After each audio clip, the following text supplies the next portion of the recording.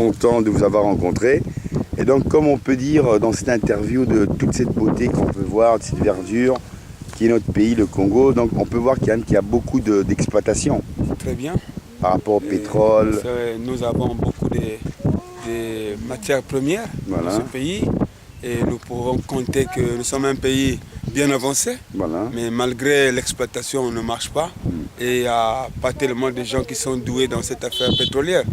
Mais aujourd'hui, ici au Congo, nous pouvons voir que si nous pouvons mettre la main dans la pâte, nous pouvons parfois réussir quelque chose de très bien. Mais comme le Congolais est ingrat sur certaines choses, ils ne veulent pas faire l'exploitation de ce pays parce qu'ils ne veulent pas que le Congolais puisse être riche. En tout cas, franchement, c'est une interview qui nous touche à cœur parce que notre pays est riche, comme vous le dites. On a la deuxième forêt la plus grande après l'Amazone. Et comment on peut voir un tel poumon qui fait respirer les humains et on le détruit d'une manière à mettre du pétrole, même dans les endroits magnifiques comme ça. C'est un peu triste, monsieur, quand même. Si, c'est triste parce que on n'a pas tellement de possibilités de faire asseoir certaines idées afin que le pays puisse aller de l'avant.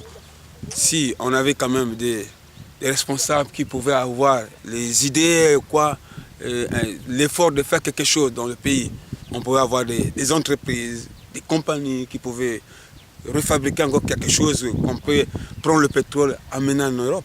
Mais je pense qu'ici, nous avons des terrains encore vastes, vides et tout. On pouvait faire des entreprises, on pouvait s'enrichir comme un pays d'Europe. Parce que le Congo, c'est un pays très avancé. Voilà. En tout cas, je vous remercie de cette interview parce que je sais très bien qu'avant, il y avait des Français. Bon, on leur donnait quand même une certaine autorité de pouvoir gérer. Donc, je sais qu'il y a beaucoup de Congolais qui pouvaient même travailler. Il y avait des infrastructures qui étaient déjà meilleures. Et depuis qu'on m'a dit que depuis que le gouvernement maintenant appartient aux Congolais quand même des raffineries, il y en a même qui travaillent, qui ont étudié à l'université, qui gagnent des misères. Et c'est bien triste pour une richesse où on va exploiter les gens parce qu'on met le directeur de la raffinerie, tu es le Congolais directeur ou le ministre, tu prends tout dans ta poche.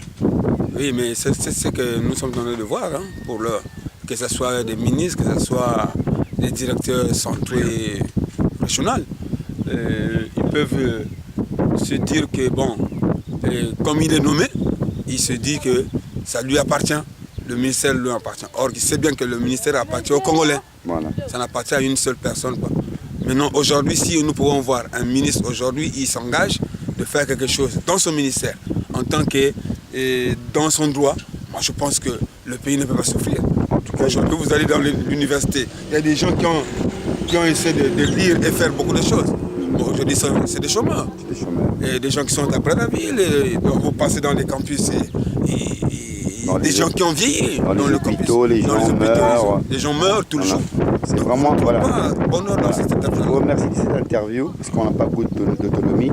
Mais en tout cas, le peu que vous nous avez dit, ça fait énorme. Et afin que ces gens qui puissent être en Occident puissent voir aussi que la réalité de ce pays est beau et que la réalité qui peut se faire dire par des gens qui connaissent le pays, qui travaillent comme taximan, qui savent très bien que la vie au Congo pouvait être améliorée. Comme vous l'avez eu, ce témoignage dit la réalité par rapport à ce monsieur qui connaît bien les infrastructures et je suis content que vous avez fait ce témoignage avec votre cœur. Merci. Merci. Tu vois,